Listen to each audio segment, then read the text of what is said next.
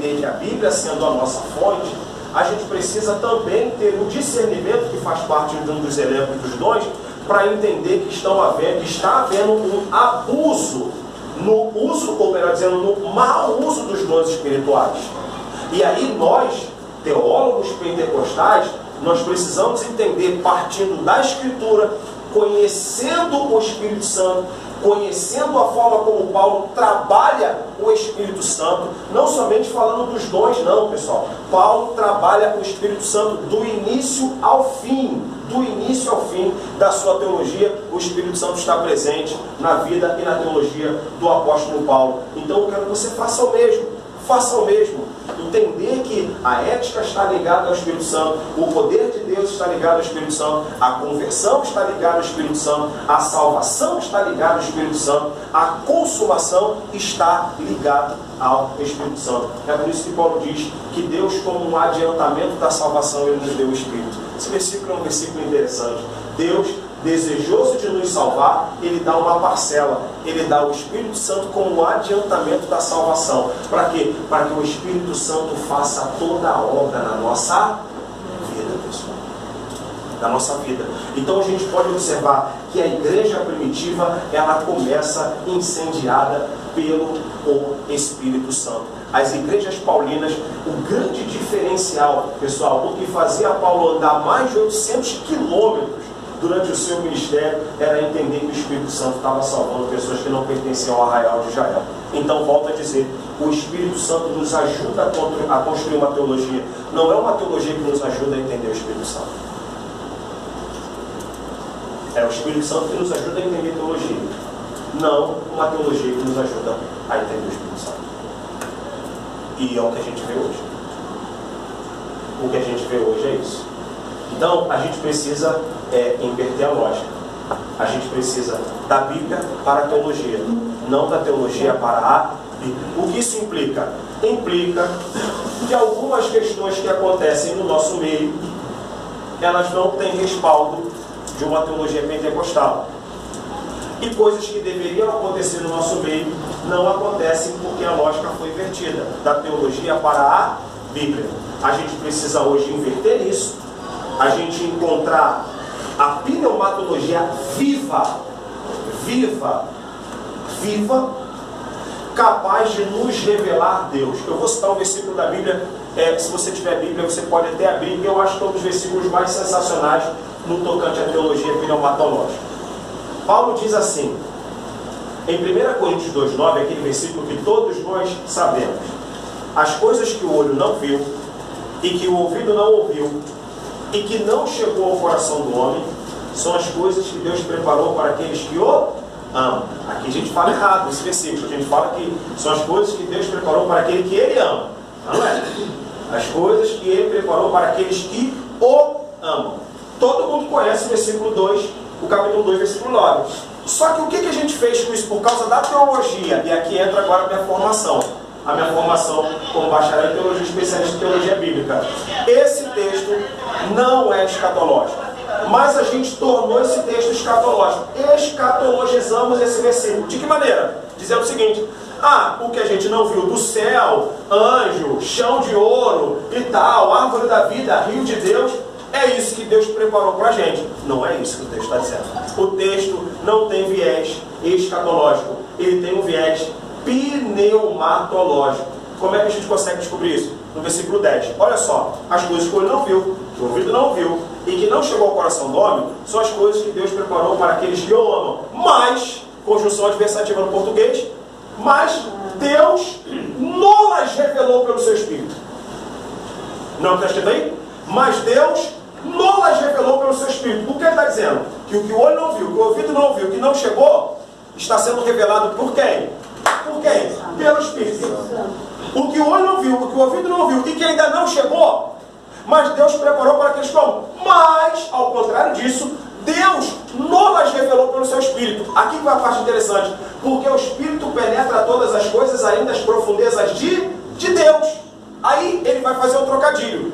Porque qual dos homens sabe mais as coisas do homem, senão o Espírito do homem que nele está? Ponto. Assim também, ninguém sabe mais as coisas de Deus, senão o Espírito de Deus. Então olha o que Paulo está querendo dizer. que a profundidade do conhecimento de Deus, o insondável de Deus, o baú de Deus, o segredo de Deus, está com quem? Com o Espírito. O segredo de Deus está com o Espírito, e Paulo diz, Ele deu isso para vocês.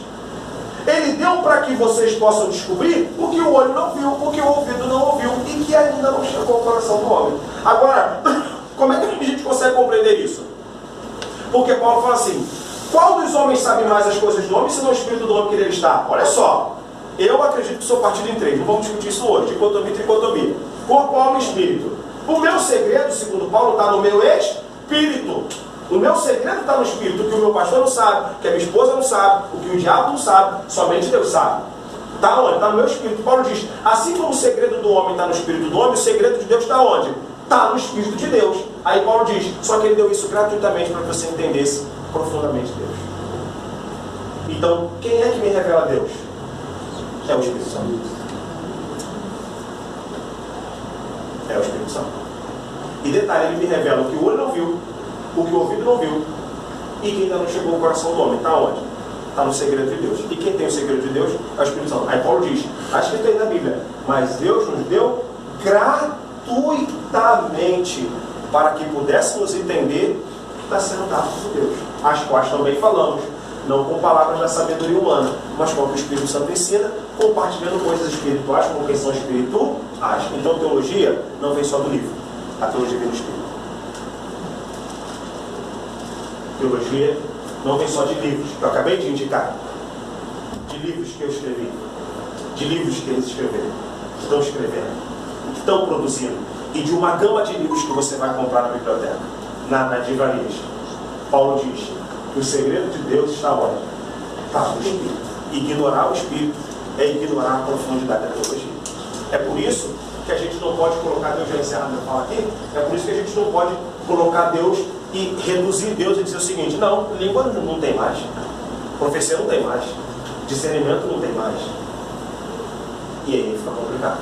Quando você lê Efésios capítulo de número 1, aí do Paulo diz, eu estou orando para que, capítulo 15 até o 17, eu estou orando para que o Deus de nosso Senhor Jesus Cristo, não é Jesus Cristo Deus, é o Deus de Jesus, eu estou orando para que o Deus de Jesus vos dê para o conhecimento dele mesmo o espírito de sabedoria e de revelação. Gente, isso aqui é fantástico, é por isso que eu vejo, porque Paulo era um grande teólogo, porque Paulo era formado em Tarso, não, porque Paulo era um rabino de Gamaliel, não, Paulo entendeu que a boa teologia se encontra do próprio Deus.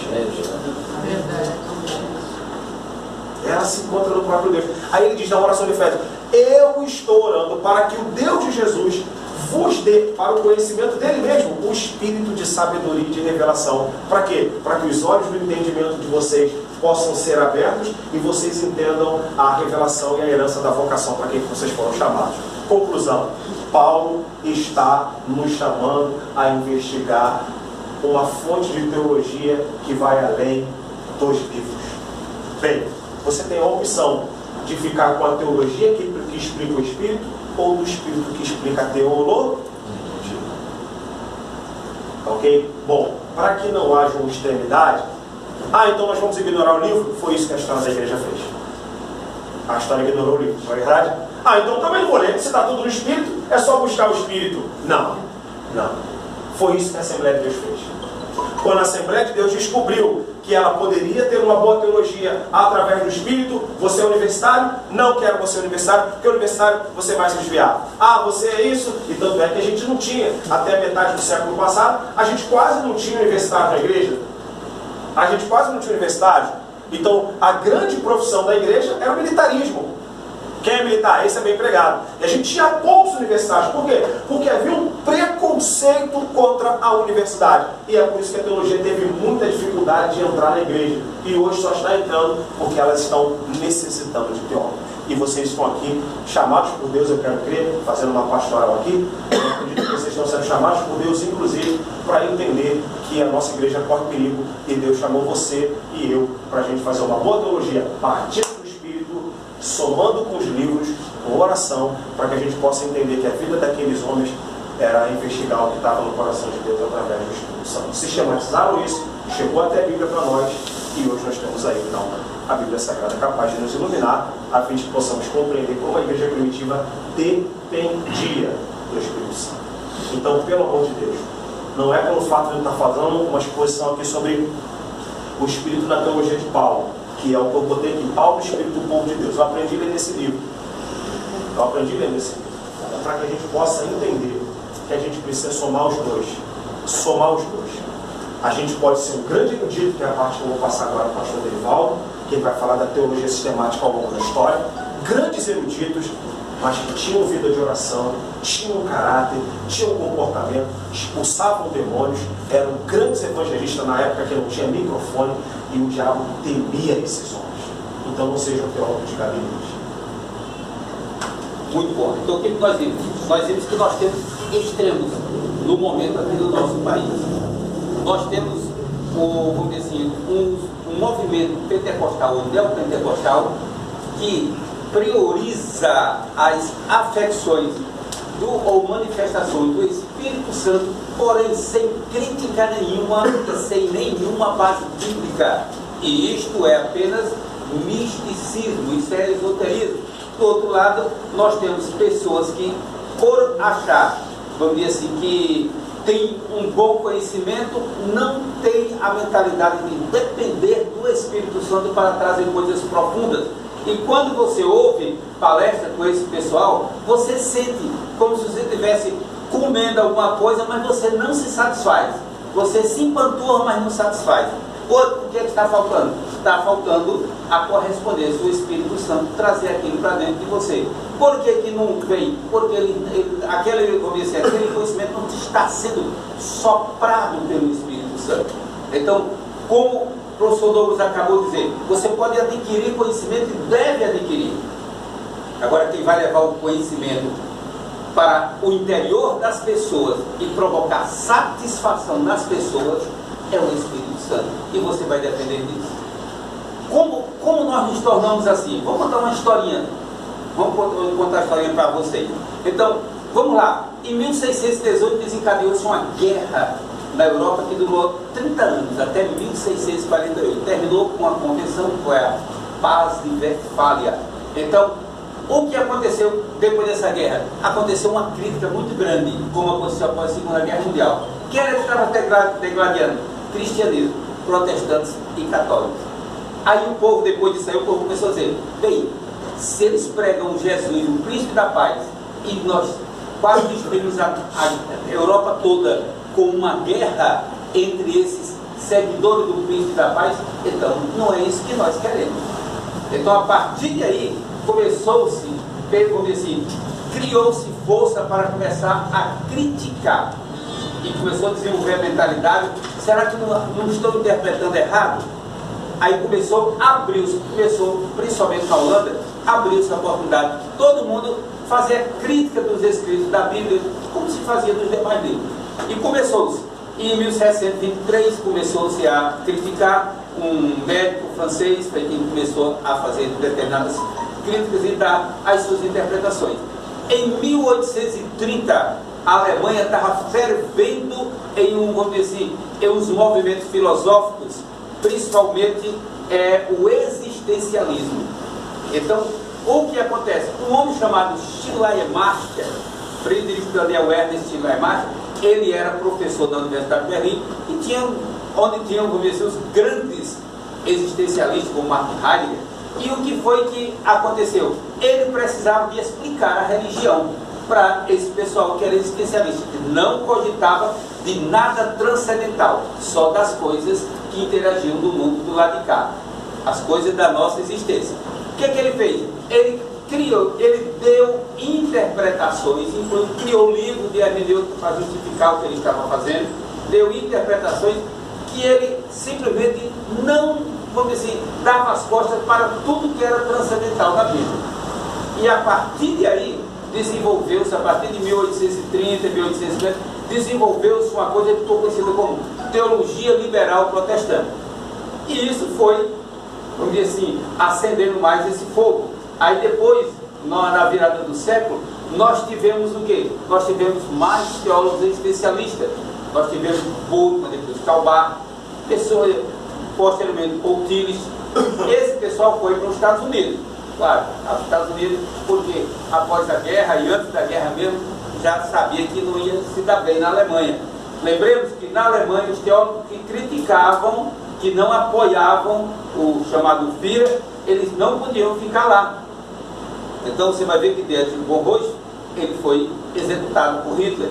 Então quem não concordava, então, você diz, mas eles concordavam. Lembremos que nós tínhamos uma teologia desde a Reforma, nós tínhamos uma teologia antissemita, que atravessou toda a Idade Média. Uma teologia que tornou-se antissemita após a revolta de Bar Kokhba, lá por 134 aproximadamente, e ela veio antissemita até a Reforma, e depois da Reforma ela continuou antissemita. Então nós tínhamos uma teologia assim. Então foi fácil arranjar desculpas para ficar todo mundo quietinho durante a Segunda Guerra Mundial. Claro, por trás disso tem mais interesse, mas o certo é que quando teve a virada do século, aí tinha a teologia liberal. E como a teologia liberal, ela foi, assim, veio de forma bem forte, o que ela criou? Ela criou o pensamento contrário. É a lei da dialética de Hegel. Ela criou um pensamento contrário e fez surgir um movimento contrário. Nos Estados Unidos, principalmente na igreja presbiteriana, eles se reuniram, aí disseram, nós temos que defender pelo menos 5 fundamentos. Primeiro, a Bíblia é a palavra de Deus em todo o seu conteúdo. Depois, nós não abrimos mão do nascimento virginal, da morte de Jesus, da ressurreição e da vinda de Jesus. Então eram 5 pontos que eles chamavam de pontos fundamentais. Esse movimento ficou conhecido como fundamentalismo. Aí o que aconteceu? A partir de aí também ficou mais forte nos Estados Unidos uma coisa que já estava acabando, que era chamado evangelicalismo. É que os indivíduos, a partir de Charles Finney, eles começaram a pregar mensagens com conteúdo emocionais, porque eles tinham que levar as pessoas a tomarem uma decisão. Porque uma vez que as pessoas tomassem a decisão, eles iam ser cristianizados, que nós chamamos de discipulado. Então eles iam ser cristianizados. Eles, como chamavam-se antigamente, iam ser catequizados. E, vamos dizer assim, catequizado deve ser uma palavra mais forte, porque catequizado significa que eles iam ser curados no seu interior, eles iam ser sublimados em todas as coisas erradas na alma deles, para que eles pudessem ter um comportamento correto e perfeito. Então isso era o catecismo. Agora eles iam ser cristianizados. Eles iam aprender as bases do cristianismo.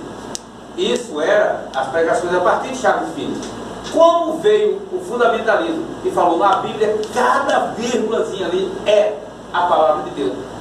Foi bom demais, porque o evangelicalismo, vamos dizer assim, pregar mensagens emotivas e temáticas, usando o evangelho apenas para defender o que se queria dizer, se reacendeu nesse tempo aí. Aí começou-se não pregar mais sobre texto bíblico, pregar sobre uma frase, uma palavra. Aqui no Brasil teve gaiata pregando até sobre uma vírgula.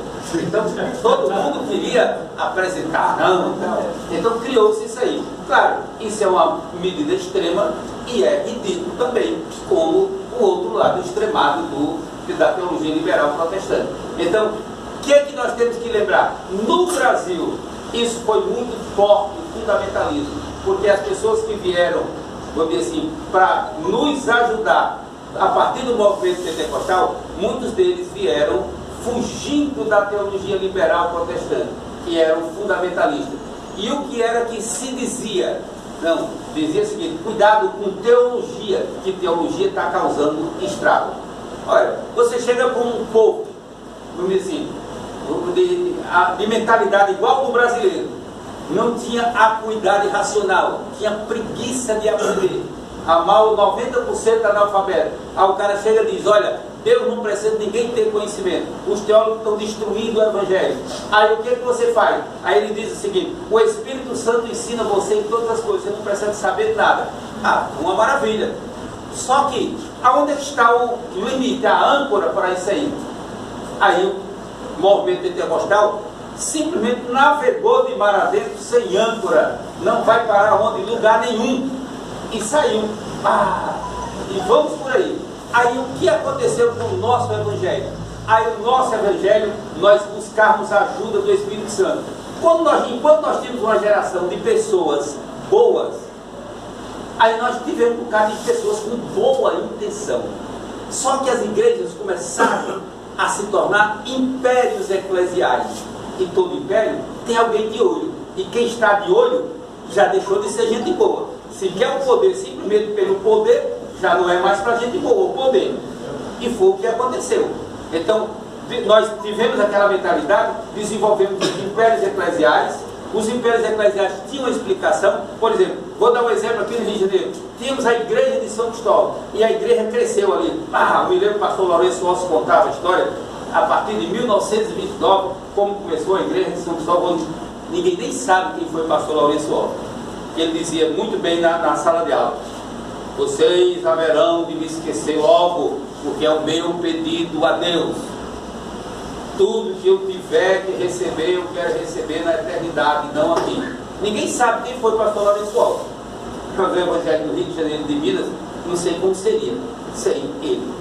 Então, mas ele fez questão de ninguém saber que ele começou aquela igreja de São Cristóvão. Ele, a Carolyn, a filha dele, e a irmã Alice, e era esposa. E eles começavam na Praça 11, ela tocando acordeão, a Carolyn, e ele cantando com um megafone que só nos Estados Unidos que tinha. Então chamava muita atenção.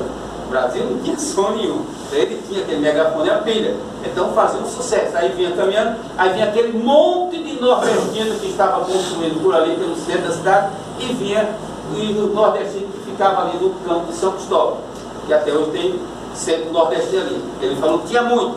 Aí o que aconteceu? Ali surgiu a igreja de São Cristóvão. O que tinha na igreja de São Cristóvão? Tinha uma pessoa que sabia ensinar a Bíblia. Então, pegava-se os leigos e espalhavam nas congregações, porque eu ia crescendo em todos os bairros. Vamos dizer assim, o subúrbio da Leopoldina, o subúrbio da Central. Então, ia tendo igreja em tudo que é lugar. Só que quem é que ia dirigir? Botava o seu irmão para dirigir, que às vezes não sabia ler, a esposa que sabia. Aí o que acontece? E no dia doutrinar, todo mundo tinha que vir para a sede. O líder vinha para a sede porque ele tinha que receber doutrina.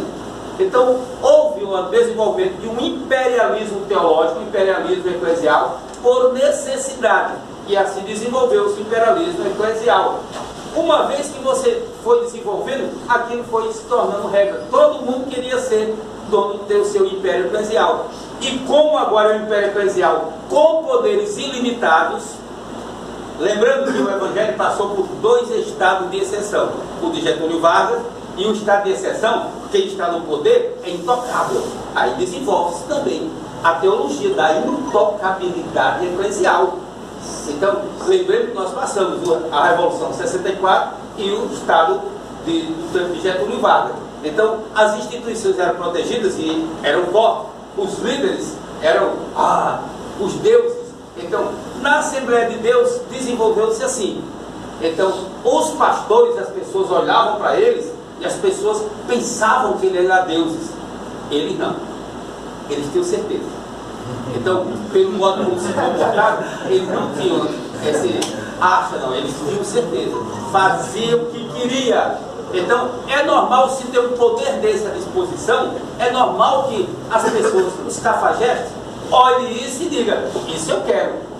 Então, a partir daí, ninguém podia mais garantir que esse império eclesial ia estar na mão de crentes. Certo? E hoje, nós não duvidamos, nós temos certeza que não está. Aí você diz: e nós vamos fazer o quê? Nós vamos cuidar da nossa salvação. Se você estudar o que é religião e o que é salvação, você vai ver que a religião é uma questão de ordem natural, ordem da natureza. É a maneira mais ou menos estereotipada, organizada, sistematizada, com que a natureza humana se organiza para a satisfação de suas necessidades. Então, como o ser humano também tem na alma dele uma dimensão que nós chamamos de dimensão sagrada, é natural que a necessidade de religião seja forte. E se você quiser uma abordagem disso aí, você pode ver no livro O que é Religião, de Rubem Alves. Ele fala de forma bem pitoresca, bem bonita assim, e não é cansativa. Aí você pega cada capítulo dele e define: religião é isso. Então, por quê? Religião é uma ordem natural. Ser ordem natural é algo que está na necessidade humana. Se está na necessidade humana, tem a ver com a nossa existência e com nossas forças instintivas. Logo, ele tem que ser oposto à salvação. Então, o que acontece? A religião é como se fosse uma coisa dificultosa, porém necessária. Podemos dizer que não existe salvação sem religião. Agora, a religião é o principal óbice da salvação, porque pode se tornar mediadora. Em vez do Espírito de Deus ser o mediador, a religião tornou-se a mediadora. Contei essa historinha dos impérios eclesiásticos para você entender isso. O efeito diálogo que pesa sobre o líder, ele passa a ser, vamos dizer assim, o delineador e delimitador da verdade. O que ele diz é a verdade. E os nossos líderes eclesiais, ele dizia o que queria e era e passava a ser verdade. Ele dizia como você tinha que se vestir e passou a ser verdade. Como os nossos colonizadores eclesiais vieram da Inglaterra, então eles trouxeram para nós o vitorianismo. E nós usamos paletó até hoje. Não conseguimos mudar isso aí. Se não tiver de paletó, não vai para o céu. Certo? Pelo menos não prega na igreja, mas só gravar. O camarada veio lá da Inglaterra de 0 graus, 5 graus negativo, legal. Agora, chega aqui com 40 graus. E eles trouxeram isso aí. Então, o que eu quero mostrar para vocês? Uma igreja que tinha como bandeira, nós temos o Espírito Santo, durou pouco. Depois, ela se tornou, como perdeu a âncora, a Bíblia não era mais a âncora. Porque aqui nós temos revelação. Foi fácil de ser enganado. Não precisa de demônios para enganar. Não. Foi fácil de ser enganado. Agora, era um poder que todo mundo queria. Então todo mundo competia. O que você vai ver na década de 80? O que mais nós tínhamos dentro da igreja? Competição. Pregadores competindo. Eu tenho mais poder, eu batizo mais com o Espírito Santo. Comigo tem mais fogo, comigo tem... Nós só vimos competição de pregadores. E pastores? A década da colheita. Então, a minha igreja tem 10 mil membros, a sua só tem 8, então você é inferior a mim. A minha igreja tem 5 mil membros, a sua tem 2, você é muito inferior a mim. Você quer sentar perto de mim na convenção? Então começou nas convenções, tem os pânteons. Tem os pânteons. Fui de uma convenção também que na hora de almoçar, os pastores de igreja tinham um lugar para almoçar. Os pastores de convenção tinham outro lugar. E a ralé almoçava lá na fila da ralé. Então, como eu era metido, eu era sempre convidado para comer lá no topo, lá de cima, lá no terceiro andar, lá naquela igreja lá, na beira. Então, o que acontece? Nós tivemos isto. Então, como desenvolver teologia? A única teologia que desenvolveu foi da intocabilidade eclesial. Não toque nos meus ungidos. E quantos ungidos tinham? Que sempre vai no plural na Bíblia. Só tinha um. Só tinha um ungido em cada lugar. Mas que coisa. E foi legal? Foi legal, foi bem protegido. Por Getúlio Vargas, depois pelo estado de exceção, a partir de 64. Que protegia as instituições contra a dissolução, vamos dizer assim, das instituições promovida pelo marxismo, pelo leninismo e pelo trotskismo. Então, claro, nós temos que ter um poder político defendendo as instituições. E a religião se escondeu atrás disso aí e aumentou o seu poder. E o efeito diálogo do líder foi tremendo. Então, o que nós tivemos? Nós tivemos, vamos dizer assim, nós viajamos na maionese. Nós dizemos, nós temos o Espírito de Deus até enquanto tivemos. Depois nós tivemos a ganância de homens gananciosos, sedentos de poder, porque nós desenvolvemos poderes eclesiais. Onde tem poder eclesial tem competição. Então, o que acontece? Todo mundo queria o poder. E todo mundo chegou na igreja e começou a desenvolver uma teologia que eu não sei de onde veio. Qual a obra que Deus tem contigo aqui na igreja? Qual a obra que Deus tem comigo aqui na igreja? Meus irmãos, Deus não tem obra com ninguém dentro da igreja. Quem tem obra com você dentro da igreja é o pastor da tua igreja.